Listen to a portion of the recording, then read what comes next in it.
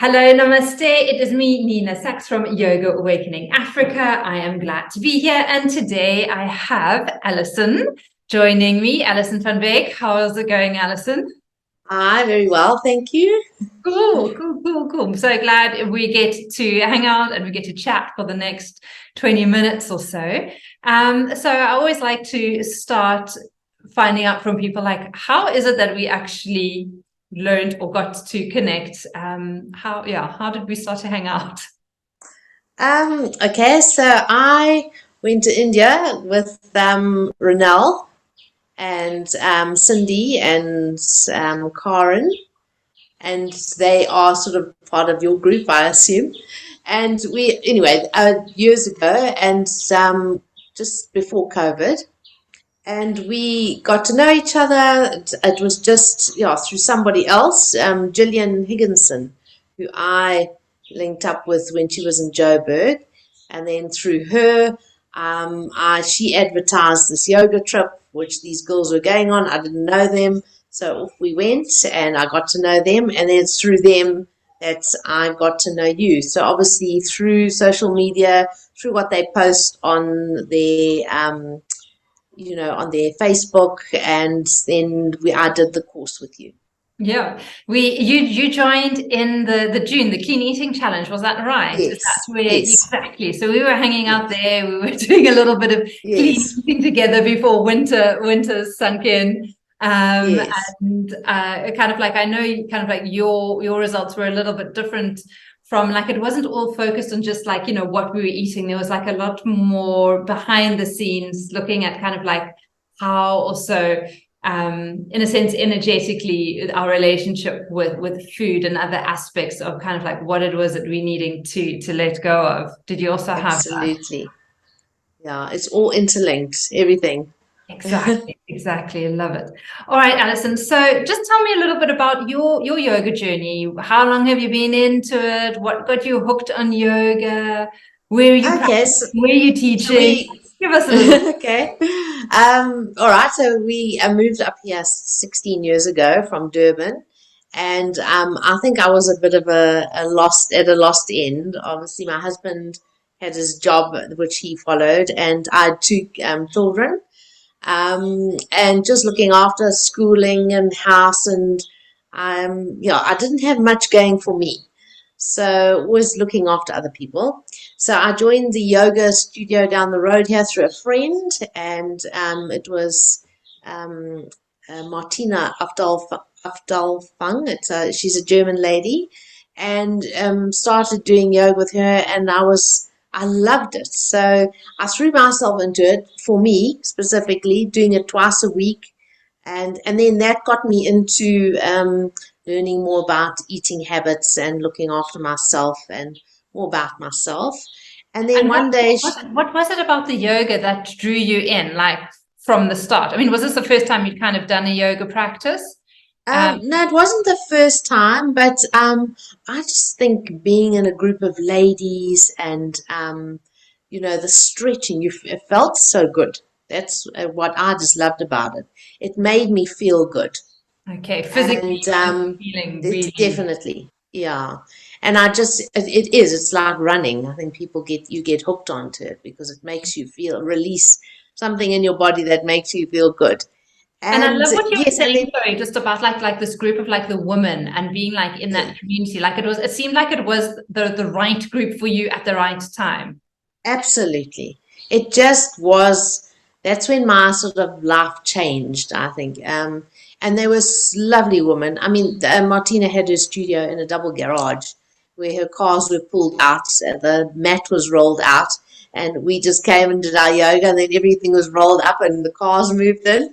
So it was just, and she was very strict yoga. So we follow the YYI, which is the Young Yoga Institute, which is a brilliant institute for teaching yoga teachers and for doing yoga. And this Yeah, is in she was Joburg. Okay. yes, yeah, and this was created years ago by Winnie Young. I don't know if you know her, but and she's passed on. Um, and she was taught by Iyengar. So it's all sort of filtered down, but it is hatha yoga. Yeah. So and my Martina asked me. She said she saw that I was so enthusiastic into yoga, but I never thought what she was going to ask me what would come about. And she just said one day, Alison, would you like to become a yoga teacher? She says, because I'm thinking of retiring in 3 years' time. And she says, I need somebody to pass my students on to. And I looked at her, I said, let me think about it. Yes. And for somebody to just say that to me, it made me feel worthy. And I thought, what a compliment. So, and I thought, oh my goodness, I've got to learn Sanskrit because they're very strict in Sanskrit. We have books of learning Sanskrit, and every time we do a yoga pose, we use a Sanskrit name. Yeah, so because it's very it's so powerful, so empowering. The syllables, the ancient language and sounds, they have so much depth and meaning to them. So we forget that the Sanskrit is such a pertinent part of yoga and a practice nowadays, especially if you want to go into the depth of it. It's I don't want to say it's dangerous to leave the Sanskrit out, but you're just not getting the full benefit. Thank you, of when we are including the Sanskrit in our teaching. Yeah. It makes a big difference. And anyway, so I studied with her for 3 years. It is a 2-year course, but it took me 3 years. And in that time, I started doing my own class yoga, teaching yoga, and I loved it. And I just did it upstairs in our cottage. So I could only take 4 students at a time. So that was my little start. And then I convinced my husband, I don't know how, I gave him a business plan to build a studio because he said there's no way he's putting any money into this house. So anyway, we did. We built a studio on top of the house. It was the best thing still to this day, he says we did. And that was about 10 years ago. I've been teaching for 10 years, yeah. Brilliant. I love what you're saying, Alison, with regards to kind of like everything that you were just saying, but really honing in that like your training was 2 years and, it took you 3 years to do it. But I think that's what so many of us are missing nowadays, is that like with so many teacher trainings out there, a lot of them are, 3 weeks, 1 month intensive, or, 1 or 2-3 months part-time intensive. And we forget that yoga is actually a journey. Like you need the long period of time, like a year or 2 years, where you personally are going through the ups and downs, in and out through all the seasons, and how you can navigate yourself and teaching your students through different times of year, through different phases of life, through different emotional, mental spaces that you are in, that students are in. I just feel that we can't really get that in like a 1 month intensive. Like, I understand why people do it, because sometimes they can just take a month off work and they've, got the time and the space to do it there and then. But I find that you get so much more depth, excuse me, when you take the time to honor yourself and to go through the process. And believe me, I'm still on that learning journey. It never stops. But the 3 years are great. The anatomy, the physiology, the whole depth of all the aspects of yoga, the health, the breathing, the pranayama, all very much in depth. That's the way we were learnt. Yeah. We were taught. And it's go ahead, sorry. No, that's why it was so. That's why I say the YYI is amazing. They've got very, very good teachers that come through, yeah. And it's kind of like what you're saying. Like, I find that sometimes it's like you've got to spend a little bit of time doing a practice, if it is a breathing practice or a meditation practice, and kind of like when you've evolved into it, it's kind of like changes like a little bit of a lock. Or the key opens something, and then you're able to go to the next level. But you need to spend a little bit of time, solidifying those practices until you can kind of like go to the next and go a little bit more in depth and be patient with it. I think so often we really all just want to get to the end result that we actually forget that let's actually enjoy this whole process that we're on. Let's ride the wave. Yeah, great. It was a great experience, I must say, the training. I'm so glad to hear that, because I think it's really empowering and motivating for, yoga enthusiasts who kind of like are out there, and everyone thinks, the yoga world is there's so many teachers and there's so much happening. And yes, it's definitely grown in the last like 10, 20 years from where it was. I mean, when I started back at 20 years ago, there was like one studio here and, another person, another half an hour or an hour away. There was not much around. But it's more of that like personal journey that you're going on, your personal growth and evolution if you do something like yoga teacher training, and you just get to know yourself, I think, so much better on another level. I know so many teachers who are just doing it for themselves and they're not keen to teach. They're just doing it to improve themselves. Yeah. And it's such a beautiful reason to do it as well. Yeah. So now you're going to be having a big life change next year, I hear. Yes. So you're going to pretty much be upping and leaving and moving down. So like Cape Town is going to be getting like another awesome yoga teacher. It'll be sort of up the West Coast more, but it's scary, but it's just so exciting. So I've got a great year ahead. At least I've got a year to plan, which would be great. Yeah. Nice. And so from like your, years of practicing yoga and also teaching yoga, what are kind of like the key aspects you're going to take with like next year into transitioning and this pivot from like where you are now, having your house? I'm assuming it's probably going to, go on the market, that you're going to sell it, handing over your students to someone else, setting up a new house. Are you going to be, opening up a new studio, teaching there? Like, how are you going to use your practices to settle the barter, as we say it, because it's going to be one of those times where there's a lot of like air and ether running around. So I'm fortunate my husband has joined my yoga. So he's quite an inspiration to me, but he's the one that is retiring, and it makes me sort of think, well, maybe I should retire too, but I just feel that we could do this together. So that is my aim, to bring him into my side of the life. And I won't open a new studio, but I would like to connect with somebody in the Cape area, in up the West Coast where we're going to settle, to maybe do something together, because I want to have the freedom. I want to have the freedom to say, I'm going away for a month or two, whatever, travel. Or to hang out with the granny.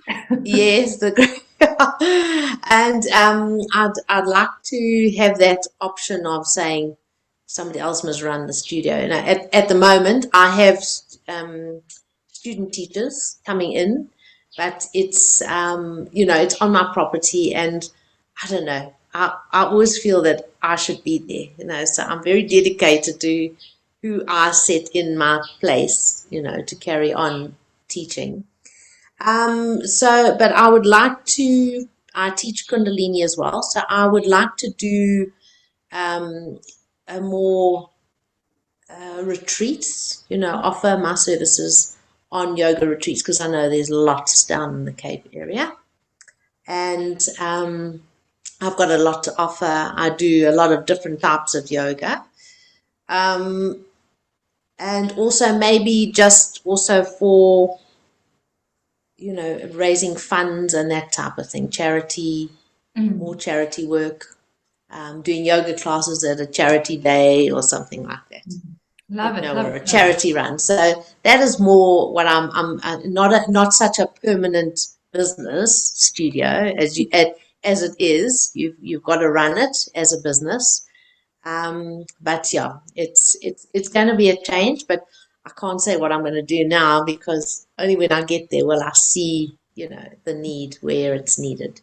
Yeah. And I think kind of like what I'm hearing and I'm seeing, and kind of like between the words, is kind of like we always have this identity of who we are. You know, you're the studio owner, you've got your, you know, your trainee teachers there, and kind of like this whole identity is going to be shifting now, where you kind of like you're moving to a new place and you're going to be kind of like this freelance yogi who's going to be able to share her expertise and knowledge there. And I think it's so important where we don't get stuck on who we currently are now, but actually embracing, you know, what the change has in store for us.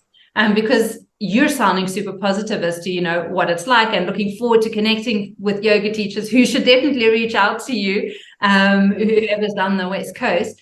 And to really be embracing that new identity, instead of being like, oh, we've got to move and what am I going to do, and having this kind of like victim mindset, where it's actually like really positive and being like, okay, I'm not 100% sure what is going to be in store for me, but I know that it's going to be a lot of fun, and I know it's going to let me, you know, it's going to create more time and space for me and delve into areas that maybe I haven't been able to do right now. So I'm super thrilled and excited to just to hear your positivity with that. I think that's a big thing, because often people are so scared of change. I love change. But I'm certainly going to miss all my students. I mean, they range from 30 to 83 and years old, and they've been for me for 10 years.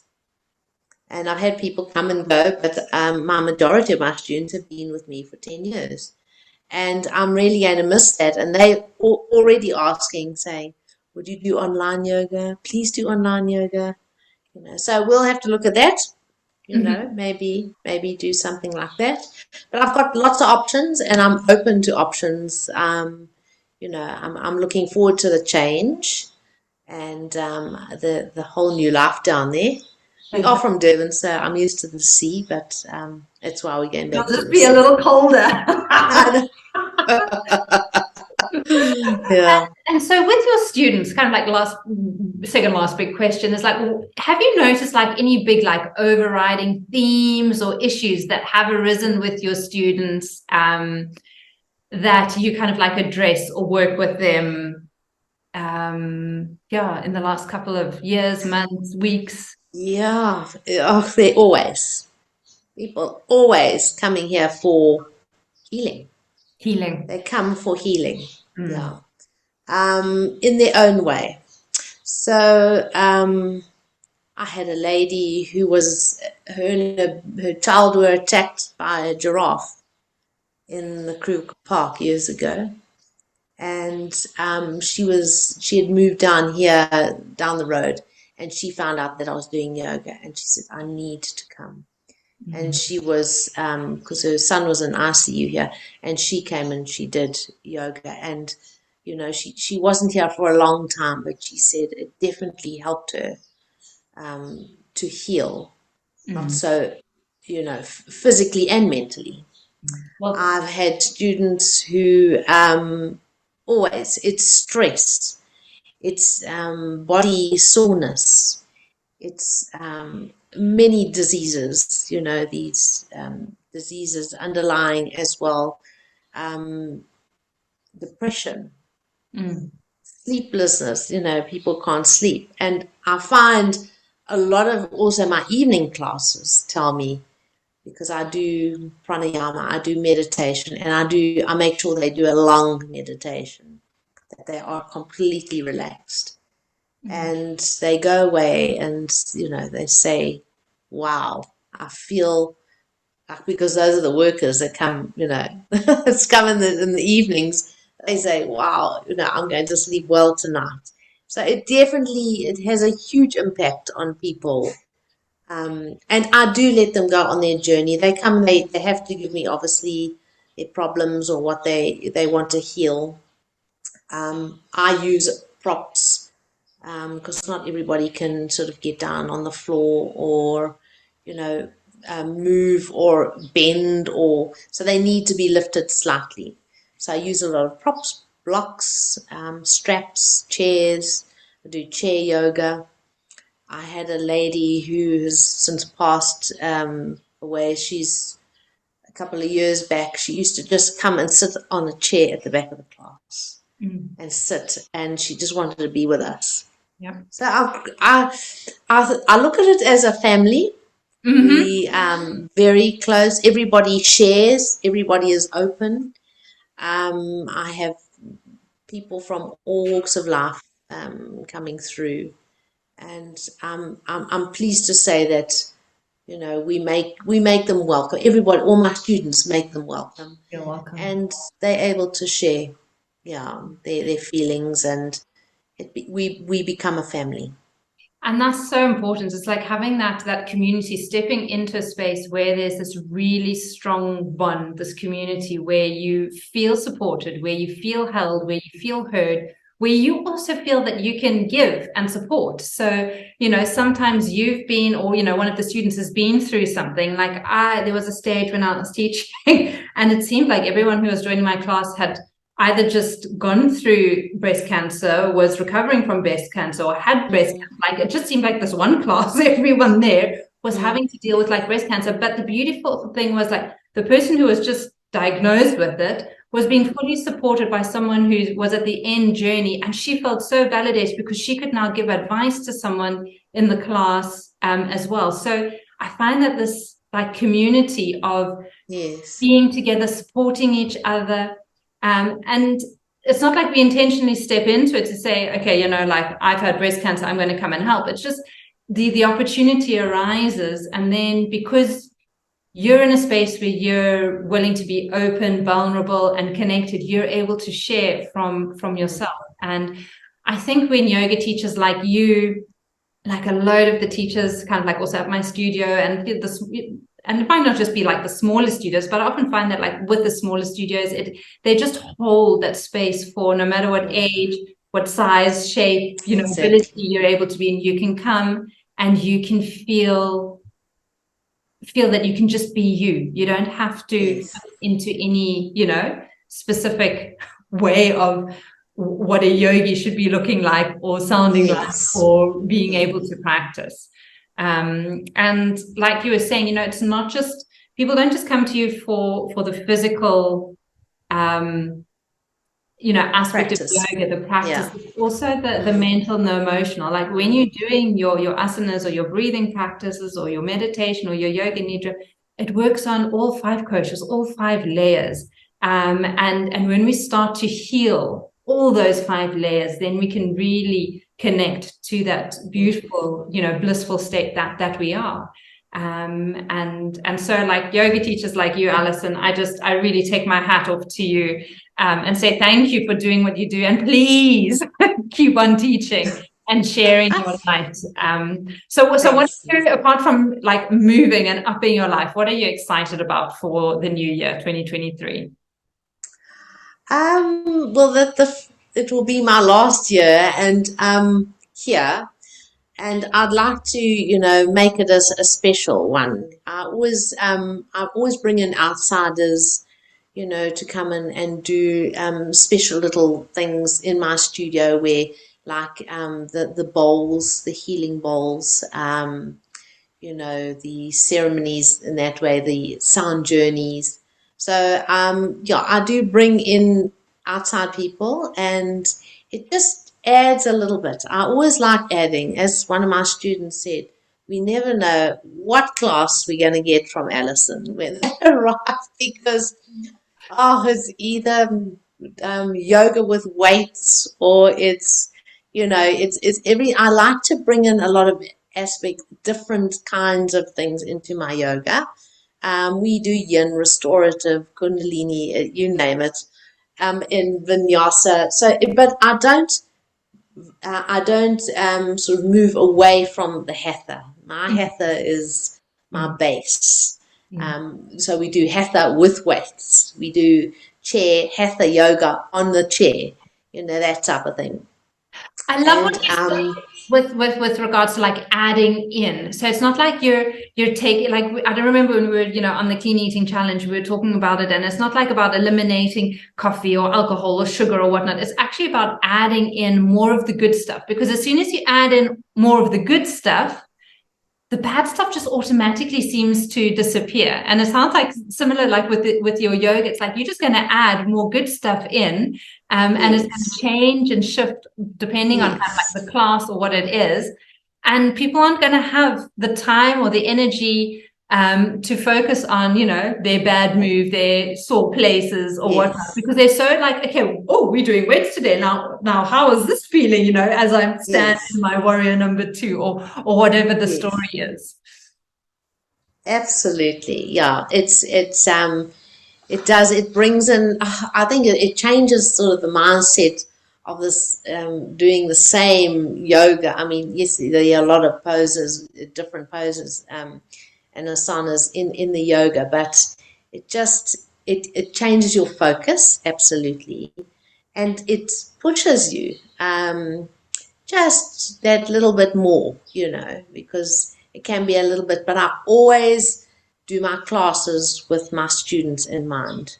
I never just, it's not a gymnastic class or whatever, because I want them to enjoy it. I don't want them leaving to say, oh gosh, I'm not coming back here again. I want them to enjoy what they are doing. So I always have them in mind. If I've got new students coming in, I will explain everything a little bit extra. But when my older students have been there forever, I don't need to sort of go through everything over and over. So it's kind of like the new students just caught in the wave. They're kind of like, oh, this is how we do this. Okay. It's not like you have to, explain everything from the get-go. They kind of like it's like when you're making your sauerkraut or something, like you've everything just get cultured in with it. And kind of like the new guys, they just pick up that this is the way Alison teaches. This is the way it operates. And it feels so good.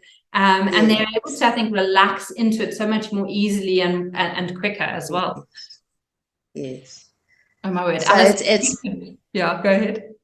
No, I was just saying, so with my tutorial, the training of new teachers, myself and Leanne Mitchley are the 2 trainees, and we do the training here once a month. We get together and then we set them homework, and they've got to go and do the homework and come back. They write a test every month, and they do a practical as well. And we've got about 7 or 8 training teachers, and they've also taken 2 years.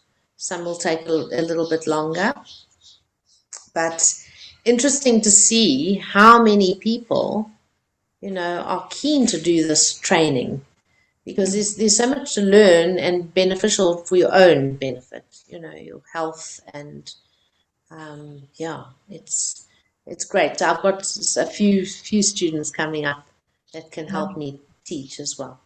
Brilliant.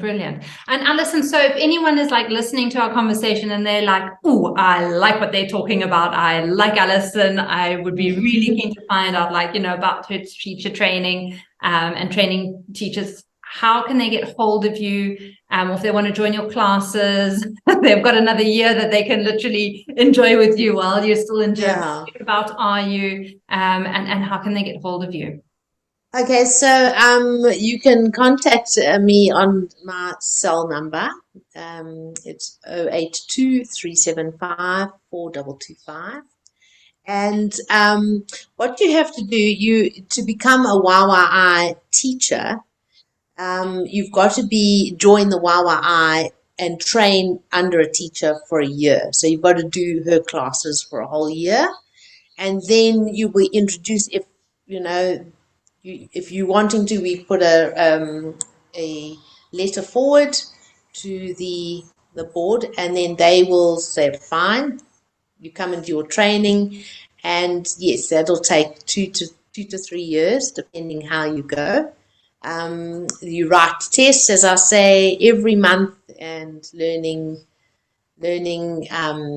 certain, all the asanas, you've got to practice them and teach them, and then you've got to teach in the teacher's class. So my students will come to my class, and to get the experience, they will teach. Lovely. So to give them the confidence and the experience. So by the time they do the exam, There's a prelim practical and a prelim written, and then if you pass those, then you will do your finals. So they're very strict. Yeah. So it sounds really good as well in the sense that, like, cool, you've got to do a class together so that you can actually really understand, do you like the style of yoga? Do you understand it? Does your body want it? And can you actually also be committed to the practice? Because often what we find is that someone will do a couple of yoga classes, they love the yoga, they think that they want to do this, as a job, or they want to go into it. And they do a yoga teacher training, maybe a 30-day or, over a couple of weeks, or go to India and do it, and they think they're going to throw, their whole livelihood away or quit their job, start teaching yoga. And then they realize, like, after a couple of months, it really isn't for them. And they kind of like spiral down, and then they end up having this really negative relationship with yoga. Whereas kind of like what it sounded like with you, you really find out, is this the style of yoga you like? Can you be dedicated to the practice? And are you actually mentally, physically, and spiritually in a space where you are ready to go on an in-depth training, so that you have the ability to train or teach students yourself? Absolutely.